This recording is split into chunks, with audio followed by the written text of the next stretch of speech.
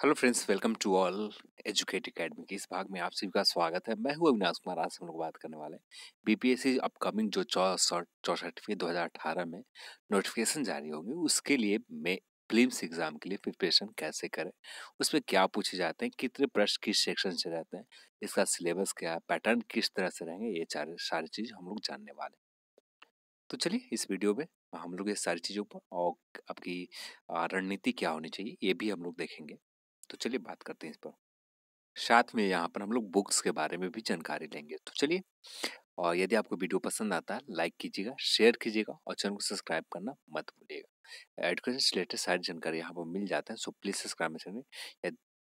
तो आगे बढ़ते हैं। सबसे पहले पैटर्न के ऊपर जानते हैं। तो पैटर्न सिंपल सा प्रीलिम्स एग्जाम होंगे जो आपको 150 प्रश्न रहेंगे और 150 मार्क्स का एग्जाम होगा। तो यहाँ पर सिंपल सा आपको 150 मार्क्स का एग्जाम होगा, तो आप आसानी से कर सकते हैं। तो यहाँ पर 150 मार्क्स है, तो आप जनरल कैटेगरी में आते हैं तो 100 प्लस का टारगेट रखनी होगी। अब धीरे धीरे कंपटीशन बढ़ रहे हैं, तो कंपटीशन बढ़ते के साथ 100 प्लस आप कर लेते हैं। तो उसके बाद आप, और मेंस एग्जाम है, इसके ऊपर आप हम लोग प्रीलिम्स एग्जाम आपका निकलने के बाद उसके बाद हम लोग बात करेंगे, यानी प्रीलिम्स एग्जाम होने के बाद इस पर हम लोग बात करेंगे मेंस पर। तो पहला आपका फोकस होना चाहिए प्रीलिम्स पर। तो यहाँ पर लगभग 1023 नंबर के एग्जाम होते हैं मेंस। जो मेंस होता है 1023, इसमें 2 जीएस पेपर होते हैं, एक आपका ऑप्शन सब्जेक्ट पेपर होता है, एक इंग्लिश का पेपर होता है, और जो आप चूज करते हैं वो पेपर होते हैं। ठीक है, तो ये सारे टोटल एक आपका पर्सनल इंटरव्यू होता है, जिसमें आपका क्या चीज, आपका पर्सनालिटी टेस्ट ली जाती है। ये 4.5 पॉइंट होते हैं आपके पूरे कम पैटर्न हो गए। अब हम लोग सिलेबस के ऊपर आते हैं और बुक्स के ऊपर आते हैं। तो हिस्ट्री सेक्शन है, तो आप एशियंट है, मॉडर्न है और बिहार है। तो और मेडिवल है, मेडिवल भी है, मध्यकालीन इतिहास भी है। तो यहाँ पर तीनों सेक्शन है। तो यहाँ पर टोटल राउंड फिगर बात की जाए तो 30 से 35 के आसपास प्रश्न आते हैं एग्जाम में। 30 से 35, कभी नंबर कम जाते हैं, कभी 27, कभी 28, कभी 30, इस तरह से रहते हैं हर वर्ष प्रश्न। तो जो एशियंट से रहते हैं लगभग 10 प्रश्न के आसपास, एक एग्जैक्ट नहीं है इसमें, ऑफिशियल तौर पर हर साल चेंजेस नंबरिंग में जो है वो कम बेसी होते रहते हैं, चेंजिंग होते रहते हैं। तो 10 प्रश्न एशियंट के से आते हैं, 12 प्रश्न आते हैं मेडिवल से, 12 से 12 11 इस तरह से प्रश्न आते हैं मेडिवल से, और मॉडर्न से जो रहते हैं 8 प्रश्न। तो यहाँ पर आपको फर्स्ट काम करनी चाहिए, जो अभी हम लोग के पास बहुत समय है, 5 से मंथ से ऊपर समय है। तो फर्स्ट वर्क आपका होना चाहिए एनसीईआरटी का बुक पूरी तरह से कंप्लीट। एनसीईआरटी का जो बुक है वो पूरी तरह से कंप्लीट हो जानी चाहिए, क्लास 6 टू 12 तक आपका पूरा कंप्लीट हो जाना चाहिए एनसीईआरटी का बुक। ठीक है, ये आप कंप्लीट कर लेते हैं तो उसके बाद नंबर आता है। तो एग्जाम के लिए एशियंट और मेडिवल, इसके लिए आप कुछ अदर बुक भी नहीं लेते तो काम चल जाता। इसके लिए आपको कोई स्पेशल बुक जरूरत नहीं है। एग्जाम में बीपीएससी प्रीलिम्स के लिए कोई जरूरत नहीं है। जो एनसीईआरटी आपने पढ़ रखा है वो, और साथ में आप बिहार जो लुसेंट का बुक आता है समान ज्ञान, वो आप रखते हैं, वो आपके लिए यहाँ पर सफिशिएंट रह जाएंगे। ये 2 सेक्शन के लिए, एशियंट और मेडिवल के लिए। तो यहाँ पर इससे आप आसानी से आप अच्छे स्कोर कर सकते हैं। यहाँ पर जो है 30 से 35 प्रश्न रहते हैं, आसानी से 28-27 स्कोर कर सकते हैं यदि आपने ये सेक्शन बेहतर कर लिया तो। ये 2 सेक्शन कर लेते हैं बेहतर, ये 2 आप लुसेंट, एग्जाम के समय लुसेंट को आप अच्छे से तरह से अध्ययन करें, और एग्जाम से पहले भी अच्छे तरह से अध्ययन करें। एनसीईआरटी तो आपको पढ़नी ही है किसी भी हालत में। मॉडर्न के लिए भी आपको एनसीईआरटी पढ़नी है, और साथ में इसमें भी आप लुसेंट की सहायता से मदद कर सकते हैं, ले सकते हैं। और घटना चक्र प्रीवियस ईयर का जो पेपर आते हैं वो आप प्रैक्टिस करते रहिए। घटना चक्र के आते हैं, ये आपके लिए सफिशिएंट रहेंगे। और आगे चलकर जैसे ही कंप्लीट होता है ये सिलेबस, उसके बाद आप सभी को बता दूंगा कि और यदि एक्स्ट्रा बुक पढ़ना चाहते हैं तो आपको नाम आगे की वीडियो में कुछ मिल जाएंगे। ठीक है, पॉलिटी। तो पॉलिटी के लिए यहाँ पर इंडियन पॉलिटी, और साथ में इंडियन पॉलिटी, और साथ इससे जो प्रश्न रहते हैं लगभग 9 के आसपास रहते हैं, 8-9 इस तरह से प्रश्न रहते हैं, 8-9 के आसपास प्रश्न रहते हैं। और राजनीतिक व्यवस्था, राजनीतिक व्यवस्था से जो प्रश्न रहते हैं, व्यवस्था से इससे भी प्रश्न रहते हैं 5-6 के आसपास। इससे प्रश्न रहते हैं। तो यहाँ पर आप 2 बुक्स आपके पास है। फर्स्ट बुक तो आप एनसीईआरटी का जो है पॉलिटी वो आप पढ़ सकते हैं। एनसीईआरटी की बुक आप मार्केट में जाएं, आसानी से मिल जाते हैं। अब ये नए पब्लिकेशन के लीजिएगा। हिस्ट्री वाला है, हिस्ट्री का जो बुक है वो पुराने पब्लिकेशन के लेते हैं तो बहुत अच्छा है, मिल जाता तो बहुत अच्छा है। नहीं मिलता है तो नए पब्लिकेशन के ले लीजिए, उससे ज़्यादा दिक्कत नहीं है। पर कोशिश कीजिएगा पुराने पब्लिकेशन का जो एनसीईआरटी की बुक आते थे वो लेने के। नए पब्लिकेशन वाले में भी कोई दिक्कत नहीं है, वही चीज़ है, पर थोड़ा सा बेहतर रहेंगे पुराने पब्लिकेशन का। तो यहाँ पर राजनीतिक व्यवस्था की ये नए पब्लिकेशन के लीजिए, इससे कोई दिक्कत नहीं है, ठीक है। नए पब्लिकेशन आपको बेहतर रहेंगे। एनसीईआरटी का न्यू एडिशन और ही बुक लेना कोशिश कीजिएगा यहाँ पर पॉलिटी का। तो यहाँ पर ये 8 से 9 और साथ में ये कंप्लीट हो जाता है आपका एनसीईआरटी बुक। तो उसके बाद मैग्रा पब्लिकेशन मैकग्रा पब्लिकेशन की आती है बुक, एन लक्ष्मीकांत का जो बुक है वो आप जरूर पढ़िएगा। लक्ष्मीकांत का जो बुक आता है पॉलिटी का, वो आप पढ़ लीजिएगा, बहुत काफ़ी है, इससे ज़्यादा आपका बाहर नहीं जाने वाला है। बहुत डीप में आप इतना पढ़ लीजिएगा। तो यहाँ पर अगर 9 से 6 प्रश्न है तो आसानी से आप कैच कर सकते हैं, अच्छे से प्रश्न को आप पकड़ सकते हैं। बहुत मुश्किल होता है प्रश्न लेन, जितने लोग हम लोग आसान समझते हैं उतना आसान नहीं रहता है प्रश्न एग्जाम में। पर हम लोग को इतना डेवलप अपने आप को खुद को करना है कि अच्छे से कम 100 प्रश्न टच अच्छे से कर पाए, अच्छे से बना पाए 100 प्रश्न के आसपास, ये करना है। उसके बाद आता है नंबर ज्योग्राफी। तो ज्योग्राफी में सबसे पहले इंडियन की बात करते हैं। इंडिया के ज्योग्राफी आपको लगभग यहाँ से 7-8 के आसपास पूछे जाते हैं। नंबर ऑफ में क्वेश्चन जो रहता है 7 से 8। वर्ल्ड रहते हैं 5। बिहार से रहते हैं 5। तो बिहार के जो ज्योग्राफी में आपको देखना है, जनसंख्या का जो ऑप्शन है जनगणना। जनगणना आप स्पेशली फोकस कीजिएगा, ये फेवरेट क्वेश्चन बनते जा रहे हैं। हर मैक्सिमम एग्जाम के जनगणना से एक प्रश्न रहते हैं बीपीएससी के एग्जाम में। तो जनगणना पर स्पेशली भौगोलिक स्थिति भी देखनी है, सिर्फ जनगणना ही नहीं देखनी है। ज्योग्राफी में भौगोलिक स्थिति सारी चीज को देखना। इसके लिए बुक की बात की जाए तो एनसीईआरटी ही आपके लिए काफी है। एनसीईआरटी जब ये आप कंप्लीट कर लेते हैं तो उसके बाद महेश बर्णवाल की एक बुक आती है, बर्णवाल की, वो आप बुक ले लीजिएगा ज्योग्राफी। वर्ल्ड ज्योग्राफी और इंडियन ज्योग्राफी दोनों अलग आती है, एक इंडियन ज्योग्राफी अलग आती है, एक वर्ल्ड ज्योग्राफी और इंडियन ज्योग्राफी दोनों कंबाइंड होकर आती है। तो आप कंबाइंड वाला ले लें तो बहुत आसान रहेगा, तो अलग अलग बुक नहीं रखने पड़ेंगे, तो कंबाइंड वाला भी आप ले सकते हैं। वर्ल्ड ज्योग्राफी महेश बर्णवाल की बुक फर्स्ट टारगेट आप रखिएगा एनसीईआरटी की बुक कंप्लीट करने के लिए। तो प्रश्न यहाँ पर आप जान चुके हैं, 7 से 8 प्रश्न आते हैं। और रिवीजन के लिए घटना चक्र इसके लिए भी ले सकते हैं, ये अभी जरूरत नहीं है। अभी जो काम करना है आपको सिर्फ एनसीईआरटी की अच्छे से अध्ययन करनी है। उसके बाद आते हैं महेश बर्णवाल की बुक। फर्स्ट काम करना है एनसीईआरटी बुक, उसके बाद महेश बर्णवाल की बुक पढ़नी है। तो ये काम कीजिएगा। अब एक साथ आप सारे बुक्स को लेकर अपने पास नहीं रखिएगा, धीरे धीरे बुक लीजिएगा। अब जो आप पढ़ पाए उतना ही बुक लीजिएगा। जैसे हमें हिस्ट्री ले लिया तो हिस्ट्री सबसे पहले आप कंप्लीट कर लीजिए, उसके बाद ज्योग्राफी ले लेते हैं, उसके बाद पॉलिटी ले लेते हैं। इस तरह से बुक लेते जाइए और पढ़ते जाइए। एक बार आप लेकर रख लेते हैं तो ना आप कुछ पढ़ पाते हैं ना कुछ कर पाते हैं, तो धीरे धीरे लेकर आप पढ़ते रहें। और रणनीति बनाते समय एक चीज का और ख्याल रखिएगा कि आप रणनीति इस तरह से बनाएं कि अपना कमजोर पार्ट्स, आपका कमजोर वीकनेस क्या है आपके अंदर, कैसे आप पढ़ने में आप किस तरह से आपका मन भटकता है, ये सारी चीज को आप पार्ट को ध्यान रखिएगा कैसे पढ़ते हैं। तो आप आसानी से एक बेहतर रणनीति बना सकते हैं एग्जाम के लिए। तो आपका स्ट्रॉन्ग पॉइंट क्या है, ये चीज को भी ध्यान रखने के बाद अपना रणनीति आगे बढ़ाइएगा। सारे स्टूडेंट के अलग अलग होते हैं कैपेसिटी। हाँ, दूसरे का स्ट्रेटजी, आप दूसरे का रणनीति कॉपी कर सकते हैं, पर ये चीज ख्याल रखनी होगी उनके पूरी तरह से हूबहू कॉपी करने की कोशिश मत कीजिएगा, क्योंकि आपकी क्षमता बहुत अलग है उनसे। उन्होंने बहुत उस किसी बीपीएससी प्रीवियस 63 या 62 या 56 में पास कर चुके हैं। प्रीलिम्स निकाले हैं, मेंस निकालनी है 56 में, 56 टू 60 में। ये जरूरी नहीं रखता, पर उनका स्टैंड पॉइंट अलग था। आपका स्ट्रेंथ पावर जो है, आपका जो स्ट्रेंथ है, मजबूत पॉइंट है, वो अलग है। तो उस चीज को आपको ख्याल रखनी होगी।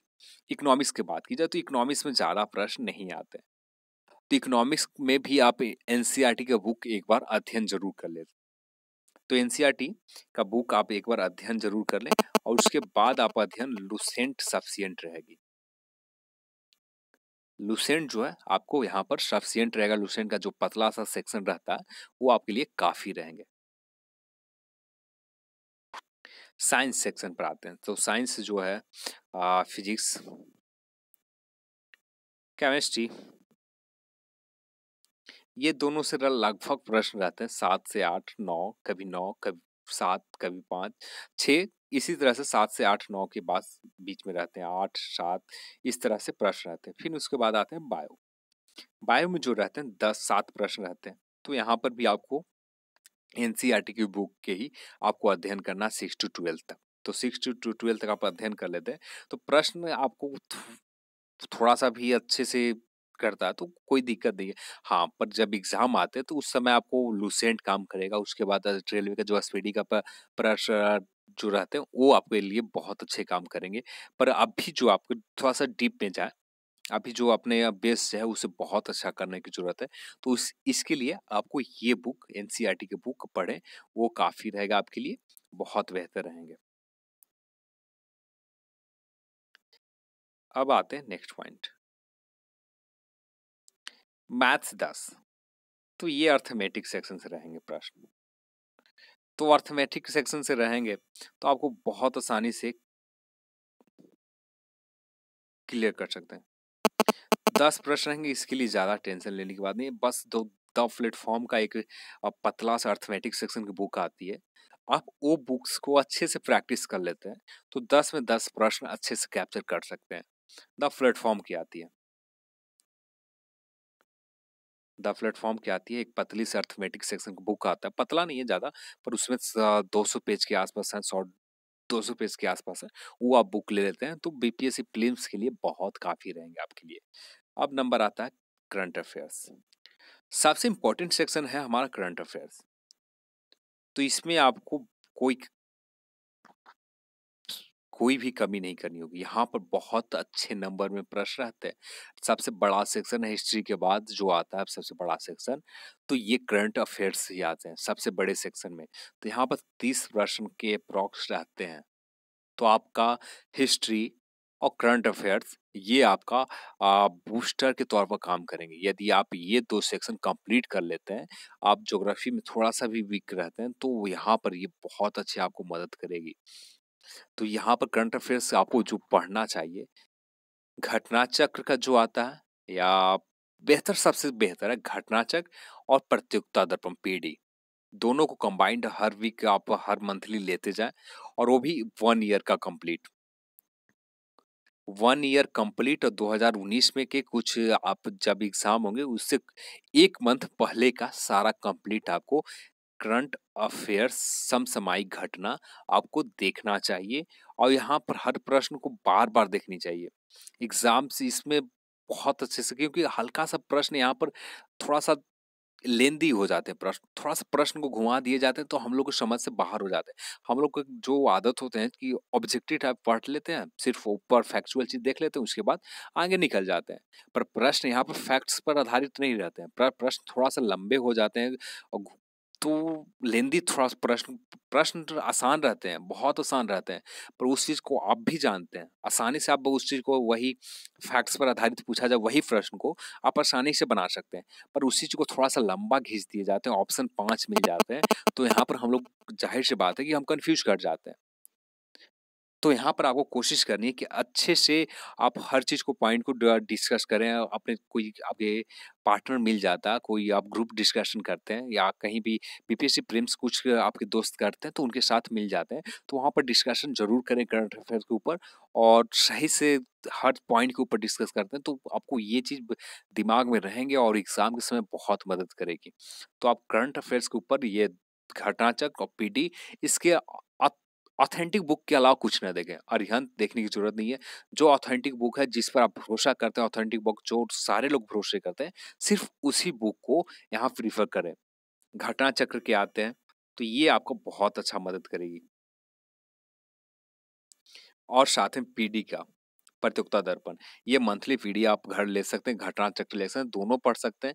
दोनों पढ़िए, एक ही चीज मिलेंगे, रिवाइज हो जाएंगे कम से कम। या एक ही चीज पढ़ें, घटना चक्र ही पढ़ें, तो पढ़ें आप यहाँ पर अच्छे से पढ़ें करंट अफेयर्स के ऊपर।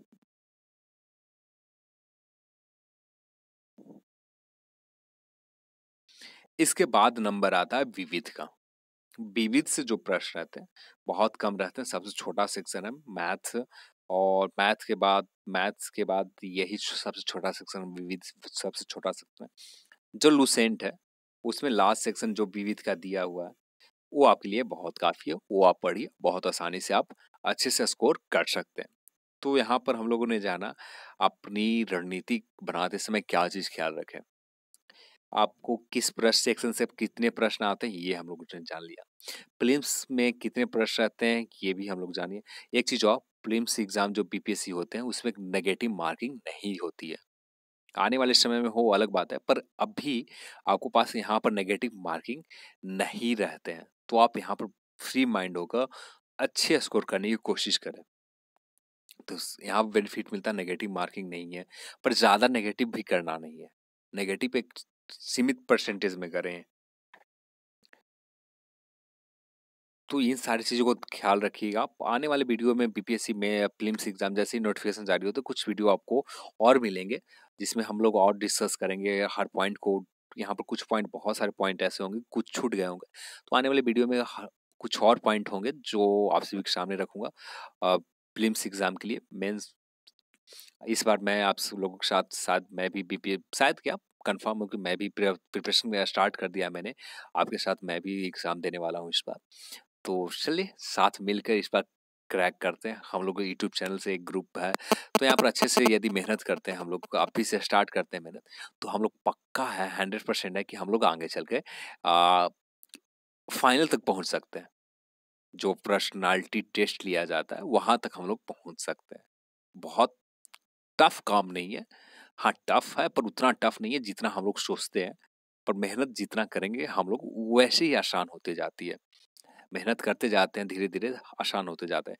मेहनत यदि आज से हम लोग करना स्टार्ट करें तो वो सारी चीज जो है आसान होते जाएंगे। एक चीज और ख्याल रखिएगा आप, जब आप एनसीईआरटी बुक्स कंप्लीट कर लें तो एक क्विक रिवीजन टाइप का एक अपने से अकॉर्डिंग से एक नोट्स बनाइएगा हर सब्जेक्ट के लिए अलग से।